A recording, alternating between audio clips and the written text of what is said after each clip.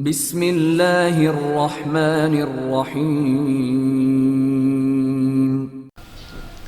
Arms پروہت، مصنف مظہر کلیم M.A، Imran series. کار سڑک پر دوڑتی ہوئی آگے بڑھی چلی جا رہی تھی۔ ڈرائیونگ سیٹ پر ایک یورپین نوجوان بیٹھا ہوا تھا، جبکہ سائیڈ سیٹ پر بھی ایک یورپی نوجوان اور اوپری سیٹ پر بھی 2 یورپی نوجوان بیٹھے ہوئے تھے۔ یہ کراؤن گروپ کے ریچرڈ کا گروپ تھا۔ لاگور میں کراؤن گروپ کے مصر میں باس روجر کو ہلاک کر دیا گیا تھا، اس لیے اب مصر میں کراؤن گروپ کا باس ریچرڈ تھا، اور ریچرڈ نے ڈیوڈ کی ڈیوٹی لگائی تھی کہ وہ عمران کے ساتھی ٹائیگر کا خاتمہ کر دے، لیکن اس وقت جب وہ پرنسس سدرا کے ساتھ نہ ہو، کیونکہ وہ مقامی سیکرٹ سروس کو اپنے خلاف حرکت میں آتا ہوا نہیں دیکھنا چاہتا تھا۔ اس وقت بھی وہ اس کار کا ہی تعاقب کر رہے تھے جس میں ٹائیگر اور پرنسس سدرا موجود تھے، اس لیے ڈیوڈ اور اس کے ساتھی صرف نگرانی کرنے پر مجبور تھے۔ اوہ، وہ رک رہے ہیں، سائیڈ سیٹ پر بیٹھے نوجوان نے اچانک چونک کر کہا۔ ہاں، میں دیکھ رہا ہوں، یہ اسپیشل ہسپتال ہے۔ ڈیوڈ نے کار ایک سائڈ پر موجود پارکنگ کی طرف مڑتے ہوئے کہا۔ باس، ایک میزائل مار دینا چاہیے تھا ہمیں تاکہ یہ دونوں ہی اڑ جاتے، سائیڈ سیٹ پر بیٹھے ہوئے نوجوان نے کہا۔ نہیں فورڈ، باس جو حکم دیتا ہے سوچ سمجھ کر دیتا ہے، اس لیے ہمیں صرف اس کے حکم کی تعمیل کرنی ہے، ڈیوڈ نے کہا تو فورڈ نے اس بات میں سر ہلا دیا۔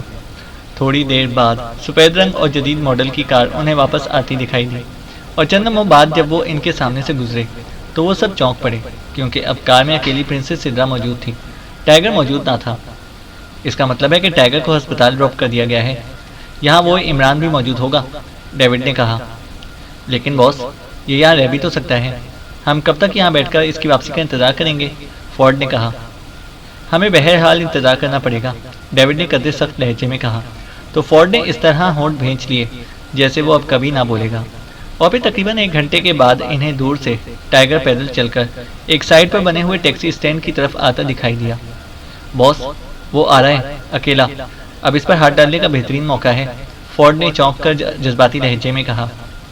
اس قدر جذبات میں آنے کی ضرورت نہیں ہے، یہاں ہمیں فوراً گھیر لیا جائے گا، ہمیں کسی ویران جگہ پر پہنچ کر اس پر ہاتھ ڈالنا پڑے گا، ڈیوڈ نے کہا تو فورڈ نے اس بات میں سر ہلا دیا۔ وہ واقعی جذباتی نوجوان تھا۔ ٹیکسی اسٹینڈ پارکنگ کے قریب ہی تھا۔ جب ٹائیگر ٹیکسی اسٹینڈ پر پہنچا تو ڈیوڈ کار سے اتر کر ٹہلتے ہوئے انداز میں ٹیکسی اسٹینڈ کی طرف بڑھ گیا۔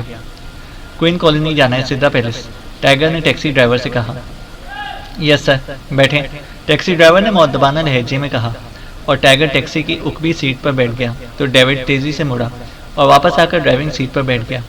دوسرے لمحے اس نے کار اسٹارٹ کر کے اسے پارکنگ سے باہر نکالا، اور پھر اس کی کار تیز رفتاری سے آگے بڑھی چلی جا رہی تھی۔ میزائل گن تیار کرو، راکس، ٹائیگر پرنسس سدرا کی رہائش گاہ پر جا رہا ہے جو کوئن کالونی میں ہے، ہم نے راستے میں اسے ٹیکسی سمیت میزائل سے اڑانا ہے، ڈیوڈ نے اوپری سیٹ پر بیٹھتے ہوئے اپنے ایک ساتھی سے مخاطب ہو کر کہا۔ لیکن باس، اگر ہم ٹیکسی کے پیچھے چلتے رہے تو پھر وہ تو کوئن کالونی میں پہنچ جائے گا، فورڈ نے کہا۔ نہیں، ہم ایک شارٹ راستے سے ہو کر پہلے گروس جائیں گے، جبکہ ٹیکسی ڈرائیوروں کی فطرت ہوتی ہے کہ جب کوئی غیر ملکی یا اجنبی ان کی ٹیکسی میں بیٹھ جائے تو وہ جان بوجھ کر طویل راستے سے ہوتے ہوئے منزل پر جاتے ہیں تاکہ زیادہ سے زیادہ کرایہ وصول کیا جائے، ڈیوڈ نے کہا تو فورڈ نے اس بات میں سر ہلا دیا۔ اسی لمحے ڈیوڈ نے کار ایک سائڈ پر موڑ دی، اور پھر کافی دیر بعد وہ دوبارہ ایک بڑی سی سڑک پر پہنچ گئے۔ یہ ایک ویران سا علاقہ تھا، البتہ کچھ فاصلے پر سڑک موڑ کاٹ کر ایک بڑی سڑک سے مل جاتی تھی جس پر خاصی ٹریفک تھی۔ ریچرڈ نے کار سڑک کے قریب ایک درخت کے نیچے روک دی، اور پھر کار کا دروازہ کھول کر وہ نیچے اتر آیا۔ گن مجھے دو، راکس، ڈیوڈ نے عقب میں بیٹھے اپنے ساتھی سے کہا تو اس نے میزائل گن کار کی کھڑکی سے باہر کر کے ڈیوڈ کے ہاتھ میں دے دی۔ تم لوگ اندر ہی رہو گے، ہم نے فوری نکلنا ہے۔ ڈیوڈ نے گن کو کار کی چھت پر اس انداز میں ایڈجسٹ کیا کہ وہ سامنے والی سڑک سے گزرنے والی کسی بھی کار کو آسانی سے نشانہ بنا سکے۔ سڑک پر سے اکا دکا کاریں گزر رہی تھیں، لیکن زیادہ رش نہیں تھا۔ باس، اگر یہ ٹائیگر صرف زخمی ہوا تو پھر، فورڈ نے ایک بار پھر سوال کرتے ہوئے کہا۔ چلتی ہوئی کار پر جب میزائل لگے گا تو کار کے پرخچے اڑ جائیں گے، اس کے باوجود اگر وہ صرف زخمی ہوا تب بھی بہرحال ہلاک ہو جائے گا، ڈیوڈ نے جواب دیتے ہوئے کہا۔ ہمیں اسے چیک کرنا چاہیے، فورڈ نے کہا۔ نہیں، ہمیں فوری نکلنا ہے، ڈیوڈ نے اس بار سخت لہجے میں کہا تو فورڈ خاموش ہو گیا۔ تقریباً 4-5 منٹ بعد دور موڑ سے ایک ٹیکسی نکل کر ان کی طرف آتی دکھائی دی۔ ٹیکسی خاصی رفتار سے آ رہی تھی۔ یہی ٹائیگر کی ٹیکسی ہے باس، وہ پچھلی سیٹ پر بیٹھا ہے، میں نے چیک کر لیا ہے، اگبی سیٹ پر بیٹھے راکس نے اونچی آواز میں کہا۔ ہاں، میں نے دیکھ لیا ہے، اب خاموش رہو، ڈیوڈ نے تیز لہجے میں کہا، اور پھر چند لمحوں بعد ٹیکسی ابھی ان کی کار کے سامنے نہ آئی تھی کہ ڈیوڈ نے یکے بعد دیگرے 2 بار ٹریگر دبا دیا۔ میزائل گن سے یکے بعد دیگرے 2 سیاہ رنگ کے چھوٹے چھوٹے میزائل نکل کر تیزی سے سڑک کی طرف بڑھے، اور پھر عین اس وقت جب وہ سڑک پر پہنچے ٹیکسی بھی ان کے سامنے آ گئی، جس کا نتیجہ یہ ہوا کہ دونوں میزائل خوفناک دھماکوں کے ساتھ ٹیکسی سے ٹکرا گئے، اور ٹیکسی واقعی سینکڑوں ٹکڑوں میں تقسیم ہو کر فضا میں بکھر گئی، جبکہ ڈیوڈ نے فائرنگ کر کے ایک لمحے میں گن کار کے اندر پھینکی اور اچھل کر ڈرائیونگ سیٹ پر بیٹھ گیا۔ کار کا انجن مسلسل چل رہا تھا۔ عین اس وقت جب دھماکے ہوئے، ڈیوڈ کی کار ایک جھٹکے سے آگے بڑھی، اور کچھ آگے جا کر کار سڑک پر آئی اور پھر تیزی سے آگے بڑھتی چلی گئی۔ پھر موڑ کاٹ کر وہ جب ایک مارکیٹ کے قریب پہنچی تو ڈیوڈ نے کار سائیڈ پارکنگ میں لے جا کر روک دی۔ تم بیٹھو، میں آ رہا ہوں، ڈیوڈ نے کار سے نیچے اترتے ہوئے کہا، اور تیزی سے ایک سائڈ پر موجود پولیس آفیسر کی طرف بڑھا، جو ٹریفک کنٹرول کرنے کے لیے پریشان ہو رہا تھا، کیونکہ دھماکوں کے بعد ہر طرف افراتفری سی برپا ہو گئی تھی۔ کیا ہوا جناب؟ ڈیوڈ نے پولیس آفیسر کے قریب جا کر کہا۔ ایک کار کو میزائلوں سے اڑا دیا گیا ہے، پولیس آفیسر نے جواب دیتے ہوئے کہا۔ اوہ ویری بیڈ، جانی نقصان تو نہیں ہوا؟ ڈیوڈ نے کہا۔ لازمی ہونا تھا، ٹیکسی خود تو نہیں چل رہی تھی، ڈرائیور کے ساتھ ایک مسافر بھی ہلاک ہو گیا، پولیس آفیسر نے منہ بناتے ہوئے جواب دیا۔ کون تھا یہ مسافر؟ کچھ پتہ چلا؟ ڈیوڈ نے بڑے معصوم سے لہجے میں کہا۔ ڈرائیور تو پھر بھی پہچانا جاتا ہے، لیکن مسافر کے تو ٹکڑے اس طرح اڑے ہیں کہ ریشہ ریشہ علیحدہ ہو گیا۔ کہا جاتا ہے کہ کوئی غیر ملکی تھا۔ لیکن آپ کون ہیں اور یہ سب کچھ کیوں پوچھ رہے ہیں؟ پولیس آفیسر نے شاید پہلی بار اس کے سوالوں کو محسوس کرتے ہوئے کہا۔ میرا تعلق پریس سے ہے، شکریہ، ڈیوڈ نے مسکراتے ہوئے کہا اور واپس مڑ گیا۔ اس کے چہرے پر مسرت اور اطمینان کے تاثرات نمایاں تھے، کیونکہ اس کا نشانہ 100% درست ثابت ہوا تھا، ورنہ چلتی ہوئی گاڑی پر اس انداز میں فائر کرنا خاصا مشکل کام ہوتا ہے، کیونکہ گاڑی کی اسپیڈ کو مد نظر رکھنا پڑتا ہے، ورنہ میزائل پہلے سڑک کراس کر جاتے ہیں اور گاڑی بعد میں پہنچتی ہے، یا گاڑی پہلے نکل جاتی ہے اور میزائل بعد میں اس جگہ تک پہنچتے۔ اس لیے ایک ماہر نشانہ باز ہی ان سب مشکلات کو مد نظر رکھتے ہوئے درست فیصلہ کر سکتا ہے، اور اسے خوشی تھی کہ اس نے اپنے آپ کو ماہر نشانہ باز ثابت کر دیا ہے۔ کیا ہوا باس؟ فورڈ نے ڈیوڈ کے کار تک پہنچنے پر اس سے پوچھا۔ کامیابی، ڈرائیور اور ٹائیگر دونوں کے ٹکڑے اڑ گئے ہیں، میں نے تصدیق کر لی ہے، ڈیوڈ نے ڈرائیونگ سیٹ پر بیٹھتے ہوئے کہا۔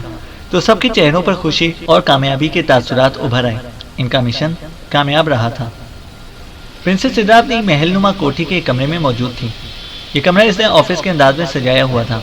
وہ چونکہ پرنسس تھی اور اس کے آباء و اجداد مصر کے شاہی خاندان سے متعلق رہے تھے، اور پرنسس سدرا اپنے والدین کی اکلوتی تھی، اور چونکہ اس کے والدین کو لڑکے کی خواہش تھی، لیکن لڑکے کی بجائے ان کے ہاں ایک لڑکی پیدا ہوئی، اس لیے انہوں نے اپنے آپ کو تسلی دینے کے لیے اسے بچپن ہی سے لڑکوں کے انداز میں پالا تھا۔ وہ لڑکوں والا لباس پہنتی، لڑکوں کی طرح کھیل کود میں شریک ہوتی۔ پھر والدین کے ایک ایکسیڈنٹ میں ہلاک ہونے کے بعد گو اس نے لڑکوں کی طرح رہنا ختم کر دیا اور لڑکی کے روپ میں آ گئی، لیکن بچپن کی تربیت کے پیش نظر اس نے اعلیٰ تعلیم حاصل کرنے کے بعد خصوصی طور پر کرمنالوجی کے مضمون میں خصوصی ڈگری حاصل کی، اور پھر سیکرٹ سروس کے چیف اعظم سالار جو اس کے دور کے عزیز بھی تھے اور اس کے مزاج سے اچھی طرح واقف تھے، اسے خصوصی تربیت دلا کر سیکرٹ سروس میں شامل کر لیا۔ پرنسس سدرا کا سیکشن علیحدہ تھا، اور پرنسس سدرا اور اس کے سیکشن نے بے شمار سخت مشنز میں کامیابی حاصل کی تھی، اس لیے اعظم سالار پرنسس سدرا کا خاص طور پر خیال رکھتا تھا۔ قدیم تاریخی تختیوں کی چوری پر بھی پرنسس سدرا اور اس کے سیکشن نے کافی محنت کی، لیکن انہیں کوئی کامیابی حاصل نہ ہو سکی، جس پر حکومت نے پاک ایشیا سیکرٹ سروس کو ان قدیم تاریخی تختیوں کی واپسی کے لیے حرکت میں لانے کی کوشش کی۔ لیکن پاک ایشیا سیکرٹ سروس کی بجائے عمران اپنے شاگرد ٹائیگر کے ساتھ مصر آ گیا۔ جب اعظم سالار نے اس بارے میں پرنسس سدرا کو بتایا تو پہلے تو پرنسس سدرا نے بہت برا منایا، کیونکہ وہ سمجھتی تھی کہ ایسا ان کو ناکام سمجھ کر کیا گیا ہے۔ لیکن جب اعظم سالار نے عمران کے بارے میں اسے کچھ تفصیل سے بتایا تو اسے عمران سے ملاقات کرنے کا اور اس کے ساتھ کام کرنے کا شوق پیدا ہو گیا۔ اور پھر جب عمران اور اس کی ملاقات ہوئی اور عمران نے جس طرح جمال پاشا جیسے مصری عالم کے ساتھ قدیم تاریخی مقابر اور تختیوں پر تحریر کے بارے میں باتیں کی تو پرنسس سدرا اس کی ذہانت اور قابلیت کی دل سے قائل ہو گئی۔ وہ عمران کو پسند کرنے لگی اور اس کی اس کیفیت کو اعظم سالار نے بھی بھانپ لیا، اور پھر ایک روز اس نے پرنسس سدرا کو بتایا کہ عمران ایسے معاملات میں انتہائی کھٹور واقع ہوا ہے، اور اس کے بارے میں مشہور چند ایسے ہی معاملات کے بارے میں بتایا تو پرنسس سدرا سمجھ گئی کہ عمران صرف فلرٹ کرتا ہے، اور بس۔ اس کے بعد اس کی ملاقات عمران کے شاگرد ٹائیگر سے ہوئی تو ٹائیگر کی طبیعت اسے بے حد پسند آئی۔ ٹائیگر کے ساتھ اس نے تھوڑا سا کام کیا اور جب اس نے ٹائیگر کو کام کرتے ہوئے دیکھا تو وہ اسے واقعی دل سے پسند کرنے لگی۔ ٹائیگر کی کارکردگی اس کے نزدیک حیرت انگیز تھی۔ وہ بے حد ذہین ہونے کے ساتھ ساتھ بے حد فعال بھی تھا۔ اس نے اس تیزی رفتاری سے کام کیا کہ پرنسس سدرا اگر ساتھ نہ ہوتی تو شاید اسے یقین ہی نہ آتا، لیکن اسے ٹائیگر کی طرف سے کوئی رد عمل نہ ملا۔ ٹائیگر کا رویہ اس کے ساتھ ایسا تھا جیسے وہ عورت ہونے کی بجائے مرد ہو۔ ٹائیگر کے رد عمل نے اسے واقعی حیران کر دیا تھا، کیونکہ مصر میں بڑے بڑے عمراء اس سے شادی کرنے کے خواہش مند تھے اور اس سے ملاقات کر لینے کو بھی اپنے لیے باعث افتخار سمجھتے تھے، لیکن ٹائیگر کی نظروں میں معمولی سی دلچسپی کے تاثرات بھی اسے نظر نہ آئے تو اس کی نسوانی انا جاگ اٹھی اور اس نے فیصلہ کر لیا کہ وہ ٹائیگر کو اپنے حق میں جھکا کر رہے گی۔ اس لیے اس نے ٹائیگر کو اپنی محل نما کوٹھی میں کال کیا تھا تاکہ اس پر پرنسس سدرا کی سماجی اور مالی حیثیت کا روپ ڈالا جا سکے، ورنہ اس کے سیکشن کا ہیڈ کوارٹر علیحدہ تھا۔ پرنسس سدرا نے اعظم صلاح کو نیدرلینڈ کے سفارت خانے میں پروفیسر اسمتھ کی مشین کی موجودگی کے بارے میں بتایا اور کہا کہ وہ حکومتی سطح پر بات کر کے یہ مشین واپس حاصل کر لیں، تو اعظم صلاح نے اسے بتایا کہ ایسا ممکن نہیں ہے۔ سفارت خانے کو خصوصی تحفظ حاصل ہوتا ہے، اگر انہوں نے مشین کی موجودگی سے انکار کر دیا تو پھر حکومت بے بس ہو جائے گی، اور دوسری بات یہ کہ پھر وہ اس مشین کو سفارتی ذرائع سے مصر سے نکال دیں گے۔ اس لیے پرنسس سدرا ٹائیگر کو آگے کر کے یہ مشین حاصل کرے، لیکن اعظم صلاح نے پرنسس سدرا کو اس معاملے میں شامل ہونے سے منع کر دیا تھا تاکہ اگر سفارت خانے کو معلوم بھی ہو جائے کہ یہ کام کس نے کیا ہے تو پرنسس سدرا کا نام سامنے نہ آئے اور حکومت پیچیدگیوں میں نہ پھنس جائے۔ ٹائیگر کو اس نے اسپیشل ہسپتال ڈراپ کیا تھا اور پھر اعظم صلاح سے مل کر اس سے ہدایات لے کر وہ یہاں اپنی رہائش گاہ پر آ گئی تھی، اور پھر اس نے اسپیشل ہسپتال فون کر کے ٹائیگر کو یہاں آنے کا کہہ دیا تھا، اور ٹائیگر نے یہاں آنے پر آمادگی ظاہر کر دی تھی۔ اس لیے پرنسس سدرا اب اپنے آفس میں بیٹھی اس کی آمد کا شدت سے انتظار کر رہی تھی۔ اس نے پھاٹک پر موجود گارڈز کو کہہ دیا تھا کہ جیسے ہی ٹائیگر آئے اسے فوراً اور انتہائی ادب و احترام سے اس کے آفس میں پہنچا دیا جائے، اور پھر تھوڑی دیر بعد جب دروازے پر دستک ہوئی تو وہ چونک پڑی۔ کم ان، پرنسس سدرا نے اونچی آواز میں کہا تو دروازہ کھلا اور نوجوان گارڈ اندر داخل ہوا اور اسے بڑے مؤدبانہ انداز میں سلام کیا۔ کیا ہوا؟ کیوں آئے ہو؟ مہمان ابھی نہیں آئے؟ پرنسس سدرا نے حیرت بھرے لہجے میں کہا، کیونکہ گارڈ اکیلا آیا تھا، اس کے ساتھ ٹائیگر نہیں تھا۔ ابھی اطلاع ملی ہے کہ کارنز مارکیٹ کے قریب ایک ٹیکسی پر میزائل فائر کیے گئے ہیں، جس سے ٹیکسی مکمل طور پر تباہ ہو گئی ہے، اور ٹیکسی میں سوار ڈرائیور کے ساتھ ایک غیر ملکی بھی ہلاک ہو گیا ہے۔ میں اس لیے حاضر ہوا ہوں کہ اگر آپ اجازت دیں تو میں موقع پر جا کر مزید صورتحال کا جائزہ لے کر آپ کو تفصیل بتاؤں۔ گارڈ نے کہا۔ غیر ملکی؟ اوہ اوہ، کارنز مارکیٹ تو کوئن کالونی کے ساتھ ہی ہے۔ اوہ اوہ، تمہارا مطلب ہے کہ حملہ ٹائیگر پر کیا گیا ہے، عمران کی طرح؟ Oh very bad, very bad, princess Sidra نے ایک جھٹکے سے اٹھتے ہوئے کہا۔ اس کے چہرے پر شدید ترین پریشانی کے تاثرات ابھر آئے تھے۔ یس پرنسس، جس آدمی نے مجھے بتایا ہے وہ 7 والی کوٹھی کا چوکیدار ہے، وہ کارنز مارکیٹ کے قریب موجود تھا، سارا واقعہ اس کے سامنے ہوا ہے، غیر ملکی کے ٹکڑے اڑ گئے ہیں۔ گارڈ نے جواب دیتے ہوئے کہا۔ جاؤ، جلدی جاؤ اور پوری تفصیل معلوم کر کے آؤ، خاص طور پر غیر ملکی کے بارے میں۔ جاؤ، جلدی جاؤ، پرنسس سدرا نے چیختے ہوئے کہا تو گارڈ تیزی سے مڑا اور پھر دوڑتا ہوا کمرے سے باہر چلا گیا، جبکہ پرنسس سدرا واپس کرسی پر اس طرح جا بیٹھی جیسے گر گئی ہو۔ اس کا چہرہ تاریک پڑ گیا تھا، اسے یوں محسوس ہو رہا تھا جیسے کوئی بہت ہی پسندیدہ چیز اس سے جبراً چھین لی گئی ہو۔ یہ کس نے کیا ہوگا؟ کس نے؟ میں اسے زمین کی آخری تہہ سے بھی نکال لاؤں گی، میں اس کا ریشہ ریشہ علیحدہ کر دوں گی، پرنسس سدرا نے بڑبڑاتے ہوئے کہا۔ لیکن تھوڑی دیر بعد اسے باہر سے دوڑتے ہوئے قدموں کی آواز سنائی دی تو ایک بار پھر وہ بے اختیار اچھل کر کھڑی ہو گئی۔ اسے محسوس ہو رہا تھا کہ دوڑ کر آنے والا پہلے سے بھی زیادہ بری خبر لے کر آ رہا ہے۔ اس کا دل تیزی سے دھڑکنے لگا اور وہ ہونٹ بھیج کر دروازے کی طرف مسلسل دیکھنے لگی، اور پھر دروازہ ایک دھماکے سے کھل گیا۔ پرنسس، پرنسس، مہمان آ گئے ہیں، اسی گارڈ نے اندر آ کر ہانپتے ہوئے لہجے میں۔ کیا؟ کون مہمان؟ کیا کہہ رہے ہو؟ کون مہمان؟ پرنسس سدرا نے بوکھلائے ہوئے لہجے میں کہا۔ وہ جناب ٹائیگر، گارڈ نے جواب دیا۔ کہاں ہے وہ؟ کہاں ہے وہ؟ پرنسس سدرا نے اچھلتے ہوئے کہا۔ میں انہیں لے کر آتا ہوں، گارڈ نے کہا اور ایک بار پھر مڑ کر دوڑتا ہوا کمرے سے باہر نکل گیا، اور پرنسس سدرا ایک بار پھر کرسی پر گر سی گئی۔ مہمان کی ہلاکت اور پھر مہمان کے اچانک کے جھٹکوں نے اس کی حالت واقعی خراب کر دی تھی۔ ٹائیگر ٹیکسی میں سوار کوئن کالونی کی طرف جا رہا تھا کہ اچانک ٹیکسی کی رفتار آہستہ ہونا شروع ہو گئی تو اکبی سیٹ پر بیٹھا ہوا ٹائیگر بے اختیار چونک پڑا۔ کیا ہوا؟ کیا کوئن کالونی آ گئی ہے؟ ٹائیگر نے حیرت بھرے لہجے میں کہا۔ وہ ادھر ادھر اس طرح دیکھ رہا تھا جیسے اجنبی ماحول میں جا کر ادھر ادھر حیرت بھرے انداز میں دیکھتا ہے۔ سر صرف 10 منٹ لگیں گے، آپ کی تکلیف کے لیے معذرت ہوا ہوں، میری بیٹی بیمار ہے اور میں نے اسے دوا پہنچانی ہے، میں آ رہا ہوں، ڈرائیور نے کہا اور پھر ایک اسٹریٹ کے سرے پر اس نے ٹیکسی روکی اور نیچے اتر کر وہ تقریباً دوڑتا ہوا گلی میں غائب ہو گیا۔ تو ٹائیگر نے ایک طویل سانس لیا، ظاہر ہے کہ ٹیکسی ڈرائیور نے زیادتی کی تھی، لیکن اس نے اپنی بیٹی کی بیماری کا کہہ کر اس کا منہ بند کر دیا تھا، اور پھر واقعی وہ 10 منٹ کے اندر ہی واپس آ گیا۔ میں معافی چاہتا ہوں جناب، آپ کو انتظار کرنا پڑا، ٹیکسی ڈرائیور نے گاڑی اسٹارٹ کرتے ہوئے کہا۔ ایسی کوئی بات نہیں، کیا ہوا ہے تمہاری بیٹی کو؟ ٹائیگر نے پوچھا۔ سر اسے کینسر ہے، نوجوان بیٹی ہے، یہاں سرکاری سطح پر اس کا علاج ہو رہا ہے، لیکن اس قدر مہنگی دوائیں استعمال ہو رہی ہیں کہ بعض دوائیں فوری طور پر ہسپتال میں موجود نہیں ہوتی، اور وہ دوائیں مجھے خود خرید کر دینی پڑتی ہیں۔ آج بھی ایک دوا ہسپتال میں شارٹ تھی، وہ دینے گیا تھا، ڈرائیور نے ٹیکسی آگے بڑھاتے ہوئے کہا۔ کینسر کا علاج تو واقعی بے حد مہنگا ہے، تمہاری ہمت ہے کہ تم اس کی دوائیں خرید کر لیتے ہو، ٹائیگر نے کہا۔ کیا کروں صاحب، اکلوتی بیٹی ہے، جب وہ تکلیف سے چیختی ہے تو میرا دل کٹ کر رہ جاتا ہے، یہ دواؤں سے درد سے بچاتی ہے، اس لیے جو کماتا ہوں وہ درد کی دوا خرید لیتا ہوں تاکہ بیٹی کو تکلیف نہ ہو، ڈرائیور نے کہا۔ تو ٹائیگر نے بے اختیار ایک طویل سانس لیا، اسے معلوم تھا کہ اس بیماری کی ادویات اور خاص طور پر دردکش ادویات تو بے حد مہنگی ہیں، اسے احساس ہو گیا تھا کہ ٹیکسی ڈرائیور کس کرب سے گزر رہا ہے۔ تھوڑی دیر بعد ٹیکسی ایک موڑ کاٹ کر جیسے ہی آگے بڑھی، ڈرائیور نے کار آہستہ کر لی، سامنے سڑک کے درمیان کسی کار کا ملبہ دور دور تک بکھرا پڑا تھا، پولیس وہاں موجود تھی اور ٹریفک کو سائڈ سے گزارا جا رہا تھا۔ کیا ہوا ہے؟ ڈرائیور نے ٹیکسی ایک پولیس مین کے قریب لے جا کر روکتے ہوئے کہا۔ ایک ٹیکسی کو میزائل مار کر تباہ کیا گیا ہے، ابھی 10 منٹ پہلے، ڈرائیور سمیت ایک غیر ملکی ہلاک ہو گیا ہے، پولیس مین نے جواب دیتے ہوئے کہا۔ تو ٹائیگر غیر ملکی اور ٹیکسی کے الفاظ سن کر چونک پڑا۔ بیچارے، ڈرائیور نے افسوس بھرے لہجے میں کہا اور گاڑی آگے بڑھا دی، جبکہ ٹائیگر ہونٹ بھینچے خاموش بیٹھا رہا۔ تھوڑی دیر بعد گاڑی کوئن کالونی میں داخل ہو گئی۔ تمہیں پرنسس سدھا کی رہائش گاہ کا علم ہے یا نہیں؟ ٹائیگر نے ڈرائیور سے پوچھا۔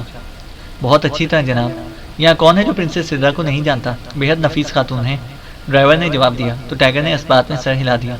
کافی دیر تک کالونی کی مختلف سڑکوں سے گزرنے کے بعد ایک محل نما کوٹھی کے جہازی سائز کے پھاٹک کے سامنے ڈرائیور نے گاڑی روک دی۔ کوٹھی کے ستون پر سدھا پیلس کی نیم پلیٹ موجود تھی۔ ٹائیگر نیچے اترا، اس نے جیب سے بڑی مالیت کے نوٹوں کی ایک گڈی نکالی اور ڈرائیور کے ہاتھ پر رکھ دی۔ اپنا کرایہ کاٹ کر باقی اپنی بیٹی کے علاج کے لیے رکھ لو، میری طرف سے، تمہاری بیٹی میری بھتیجی بھی لگتی ہے، ٹائیگر نے مسکراتے ہوئے کہا۔ جناب یہ تو بہت بڑی رقم ہے جناب، ڈرائیور نے کہا۔ کوئی بڑی رقم نہیں ہے، اللہ تعالیٰ تمہاری بیٹی کو صحت دے، ٹائیگر نے اس کے کاندھے پر تھپکی دیتے ہوئے کہا۔ شکریہ، ڈرائیور نے رندے ہوئے لہجے میں کہا، اور پھر ٹائیگر کو سلام کر کے وہ ٹیکسی آگے بڑھا کر لے گیا۔ ٹائیگر نے مڑ کر ستون پر موجود کال بیل کا بٹن پریس کر دیا، چند لمحوں بعد چھوٹا پھاٹک کھلا اور ایک باوردی نوجوان باہر آ گیا۔ میرا نام ٹائیگر ہے اور مجھے پرنسس سدھا سے ملنا ہے، ٹائیگر نے کہا۔ تو نوجوان اس طرح اچھلا جیسے سے کوئی غیر متوقع خبر مل گئی ہو۔ دوسرے لمحے وہ بجلی کی سی تیزی سے واپس مڑ کر اندر دوڑتا چلا گیا، اور ٹائیگر حیرت سے اسے اس انداز میں واپس جاتے دیکھتا رہ گیا۔ یہ تو یوں لگ رہا ہے جیسے انہیں یقینی نہ ہو کہ میں یہاں آ سکتا ہوں، ٹائیگر نے بڑبڑاتے ہوئے کہا، اور پھر تھوڑی دیر بعد اسے دور سے دوڑتے ہوئے قدموں کی آواز سنائی دینے لگی اور اس کے چہرے پر حیرت کے تاثرات ابھر آئے، اور پھر وہی باوردی نوجوان ہانپتا ہوا کھلے ہوئے چھوٹے سے پھاٹک سے باہر آ گیا۔ آئیں جناب، آئیں، پرنسس سدھا آپ کی منتظر ہیں، آئیں جناب، نوجوان نے ہانپتے ہوئے لہجے میں کہا۔ یہ کیا ہو رہا ہے؟ تم دوڑتے ہوئے کہاں گئے تھے اور اب کیوں ہانپ رہے ہو؟ ٹائیگر نے حیرت بھرے لہجے میں کہا۔ جناب، ہمیں اطلاع ملی تھی کہ آپ کی ٹیکسی کو مارکیٹ کے قریب میزائلوں سے اڑا دیا گیا ہے اور آپ ہلاک ہو چکے ہیں، نوجوان نے اسی طرح ہانپتے ہوئے کہا۔ کیا میرا نام لیا گیا تھا؟ اس بار ٹائیگر نے انتہائی حیرت کا اظہار کرتے ہوئے کہا۔ نہیں جناب، صرف غیر ملکی کہا گیا تھا، اور آپ بھی تو غیر ملکی ہیں، نوجوان نے جواب دیا۔ اس کا سانس کافی بحال ہو گیا تھا۔ اوہ، تو یہ بات ہے، میں نے بھی راستے میں ملبہ بکھرا پڑا دیکھا ہے، آؤ، ٹائیگر نے اس بات میں سر ہلاتے ہوئے کہا، اور پھر وہ نوجوان کے پیچھے کوٹھی میں داخل ہوا۔ تو نوجوان اسے لے کر وسیع و عریض محل نما کوٹھی کے اندر لے گیا۔ ایک رہدائی سے گزر کر وہ ایک کمرے کے بند دروازے کے سامنے پہنچ گئے۔ نوجوان نے دروازے کو دھکیل کر کھولا اور ایک سائڈ پر ہٹ گیا۔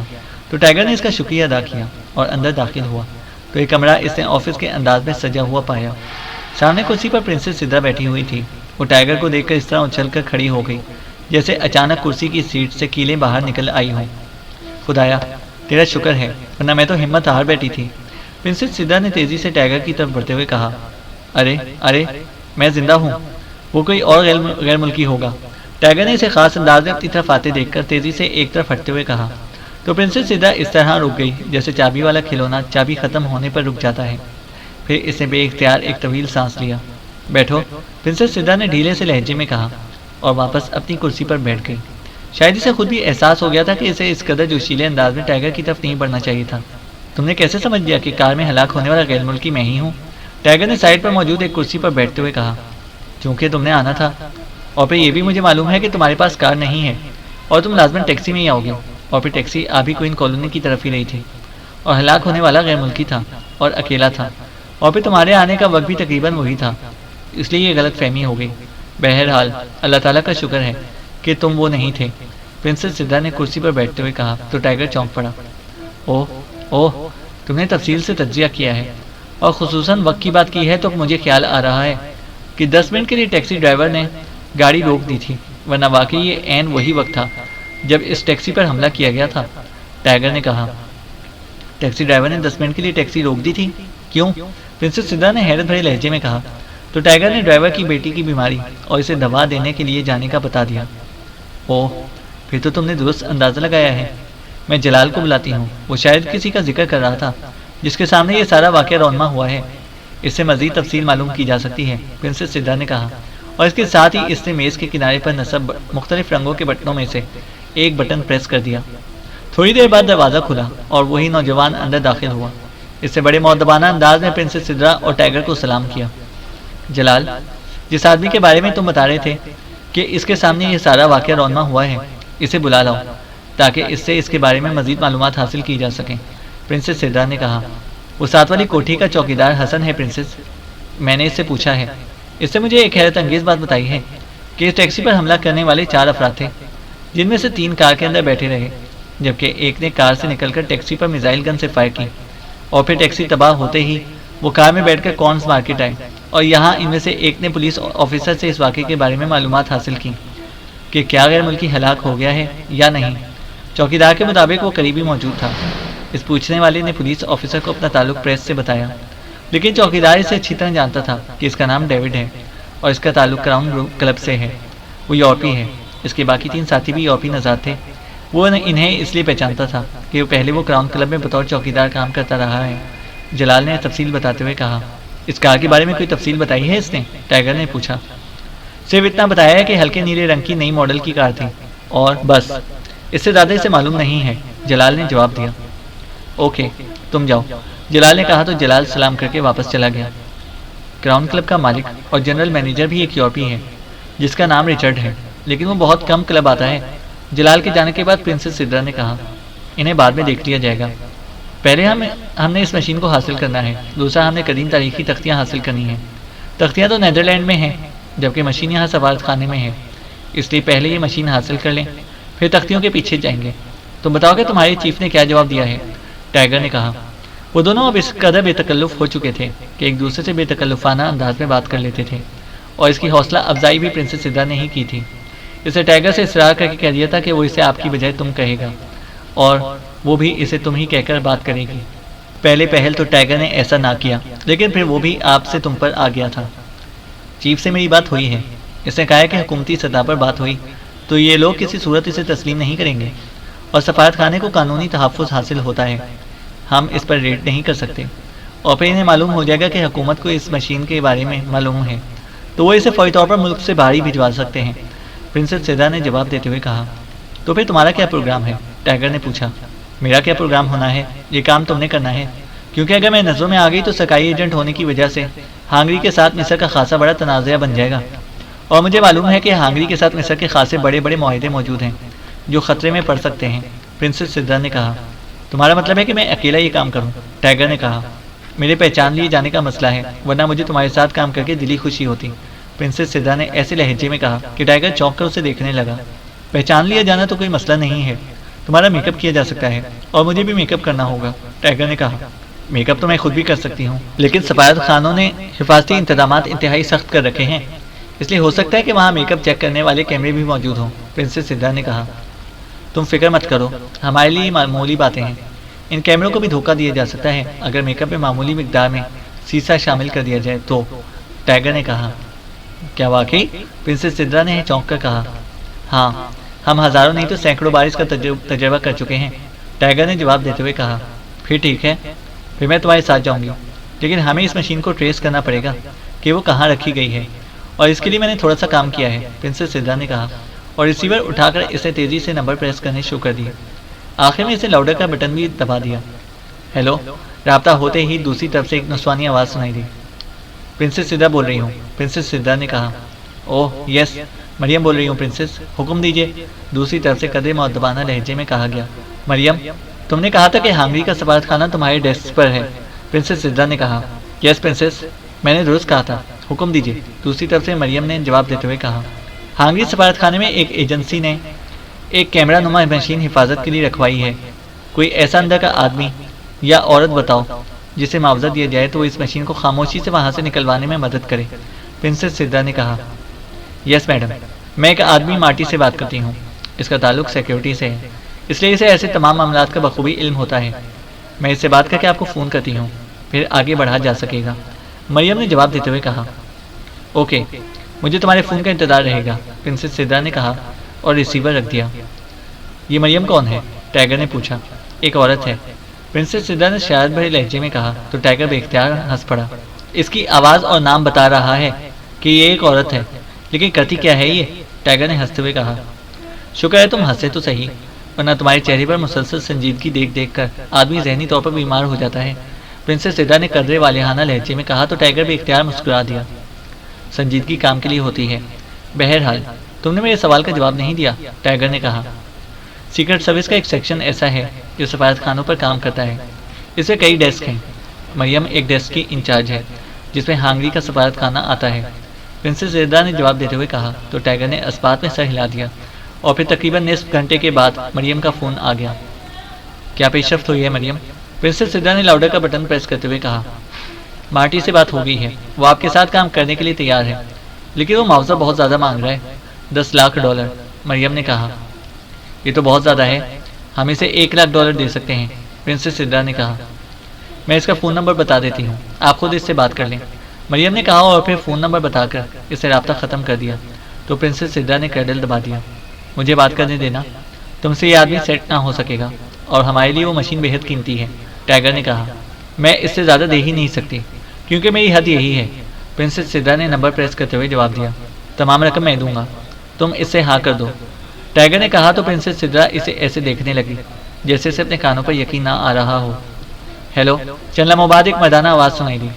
چونکہ لاؤڈر کا بٹن بھی پرنسس سدرا نے پریس کر دیا تھا، اس لیے دوسری طرف سے آنے والی آواز واضح طور پر سنائی دے رہی تھی۔ پرنسس سدرا بول رہی ہوں، پرنسس سدرا نے کہا۔ اوہ یس پرنسس، میں مارٹی بول رہا ہوں، سیکیورٹی اسسٹنٹ ہنگری سفارت خانہ سے، دوسری طرف سے کہا گیا۔ تمہارا فون محفوظ ہے؟ پرنسس سدرا نے کہا۔ یس پرنسس، قطعی محفوظ ہے، آپ کھل کر بات کریں، مارٹی نے جواب دیتے ہوئے کہا۔ مریم نے تم سے بات کی ہے، لیکن تم معاوضہ بہت زیادہ مانگ رہے ہو، پرنسس سدرا نے کہا۔ پرنسس، اپنے ملک سے غداری کی یہ زیادہ قیمت تو نہیں ہے، پھر اگر مجھے ٹریس کر لیا گیا تو لازماً مجھے گولی مار دی جائے گی، اس سب رسک کے مقابلے میں یہ کوئی رقم نہیں ہے، اور میں بھی اس لیے تیار ہو گیا ہوں کہ میں رقم لے کر ایکریمیا چلا جاؤں گا، پھر وہاں مجھے کوئی ٹریس نہیں کر سکے گا، بہرحال میں اسے $1 بھی کم نہیں دوں گا، دوسری طرف سے دو ٹوک لہجے میں کہا گیا۔ تمہیں معلوم ہے کہ تم نے ہمارے لیے کرنا کیا ہے؟ پرنسس سدرا نے کہا۔ ہاں، میں نے آپ کو سفارت خانے کے اسپیشل اسٹور تک پہنچانا ہے، اس کے بعد کیا ہوتا ہے اور کیا نہیں، اس سے میرا کوئی تعلق نہیں ہوگا، مارٹی نے جواب دیتے ہوئے کہا۔ تمہیں مریم نے بتایا نہیں کہ ہمیں کیا چاہیے؟ پرنسس سدرا نے کہا۔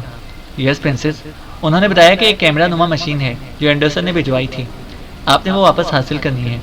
میں نے انہیں بتا دیا تھا کہ ایسی قیمتی چیزیں سفارت خانے کے اسپیشل اسٹور میں رکھی جاتی ہیں، اور یہ اسپیشل اسٹور سفارت خانے کے ایک علیحدہ حصے میں بنایا گیا ہے، یہ زیر زمین ہے، اور یہ بھی بتا دوں کہ اس اسٹور کی حفاظت کے لیے جہاں سیکیورٹی گارڈز موجود ہوتے ہیں وہاں سائنسی آلات بھی نصب ہیں، اس لیے میں نے کہا ہے کہ میں آپ کو اس اسٹور تک پہنچا دوں گا، اور یہ بھی میری ذمہ داری ہے کہ وہاں موجود سیکیورٹی اسٹاف بھی 1 گھنٹے کے لیے چھٹی کر جائے گا، البتہ سائنسی حفاظتی آلات سے نمٹنا اور اسپیشل اسٹور کو کھول کر اس میں سے کچھ حاصل کرنا آپ کا کام ہے، لیکن رقم آپ کو سفارت خانے سے باہر پہلے دینا ہوگی، اور میں رقم لے کر آپ کو بتاؤں گا کہ آپ کو کس طرح وہاں پہنچنا ہے، مارٹی نے جواب دیتے ہوئے کہا۔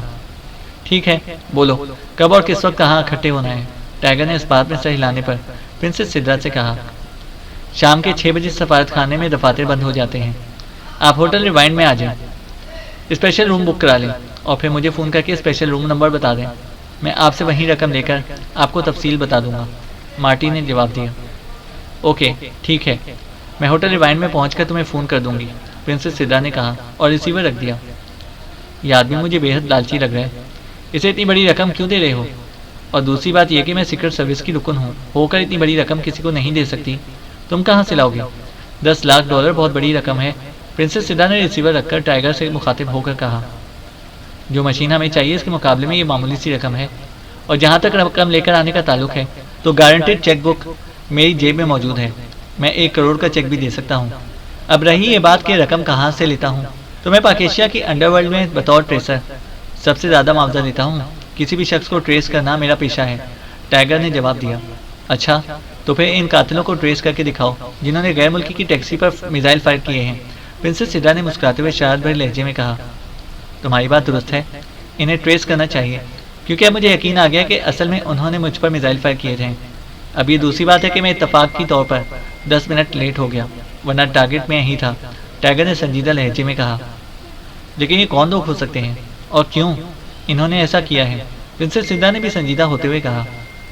تمہارے ملازم جلال نے تفصیل تو بتائی ہے کہ میزائل فائر کرنے والا ڈیوڈ نامی آدمی ہے، جس کا تعلق کراؤن کلب سے ہے، اور وہ اسے اچھی طرح پہچانتا ہے کیونکہ وہ اس کلب میں بھی کام کرتا رہا ہے، اس لیے اب صرف ڈیوڈ تک پہنچنا باقی رہ گیا ہے، ٹائیگر نے مسکراتے ہوئے کہا اور پھر ریسیور اٹھا کر اسے انکوائری کے نمبر پریس کرنا شروع کر دیا۔ یس انکوائری پلیز، رابطہ ہوتے ہی ایک نسوانی آواز سنائی دی۔ کراؤن کلب کا نمبر دیں، ٹائیگر نے کہا تو دوسری طرف سے نمبر بتا دیا گیا۔ ٹائیگر نے کریڈل دبایا اور پھر ٹون آنے پر اسے کراؤن کلب کے نمبر پریس کرنے شروع کر دیا، آخر میں اسے لاؤڈر کا بٹن بھی خود ہی پریس کر دیا۔ کراؤن کلب، رابطہ قائم ہوتے ہی ایک نسوانی آواز سنائی دی۔ مسٹر ڈیوڈ سے بات کرا دیں، ٹائیگر نے کہا۔ ڈیوڈ تو یہاں کہیں ہیں، آپ کس ڈیوڈ سے بات کرنا چاہتے ہیں؟ اس کا یہاں عہدہ کیا ہے؟ دوسری طرف سے کہا گیا۔ عہدے کا تو مجھے علم نہیں ہے، البتہ میری ان سے ایک پارکنگ میں ملاقات ہوئی تھی، اس وقت ان کے پاس ہلکے نیلے رنگ کی جدید ماڈل کی گاڑی تھی، انہوں نے مجھے کہا تھا کہ میں کلب فون کر کے ان سے بات کر سکتا ہوں، ٹائیگر نے جواب دیتے ہوئے کہا۔ اوہ اچھا، تو آپ ڈیوڈ ہائسن سے بات کرنا چاہتے ہیں، لیکن وہ کلب میں کبھی کبھار ہی آتے ہیں، ورنہ وہ اپنے گروپ کے ساتھ ہی رہتے ہیں، ان کا ہیڈ کوارٹر اسٹار کالونی کا کوٹھی نمبر 11-0 ہے، دوسری طرف سے کہا گیا۔ وہاں کا فون نمبر کیا ہے؟ ٹائیگر نے پوچھا تو دوسری طرف سے فون نمبر بتا دیا گیا، تو ٹائیگر نے شکریہ ادا کرتے ہوئے ریسیور رکھ دیا۔ چوکیدار نے درست رپورٹ دی ہے، اس لڑکی نے بھی گروپ کا لفظ کہا ہے، اور گروپ ہی کسی خاص ٹارگٹ پر یوں سرعام میزائل فائر کر سکتا ہے، یہ عام آدمی کا کام نہیں ہے، لیکن اس کے پیچھے بھاگنے کی بجائے ہمیں پہلے اس مشین کے حصول پر کام کرنا ہے، ٹائیگر نے کہا تو پرنسس سدرا نے اس طرح اسبات میں سر ہلا دیا جیسے ٹائیگر کی بات کی تائید کرنا اس کی ڈیوٹی میں شامل ہو۔ چینل کو سبسکرائب کریں اور بیل آئیکن کو پریس کریں تاکہ ہماری ہر اپڈیٹ آپ کو بر وقت مل سکے۔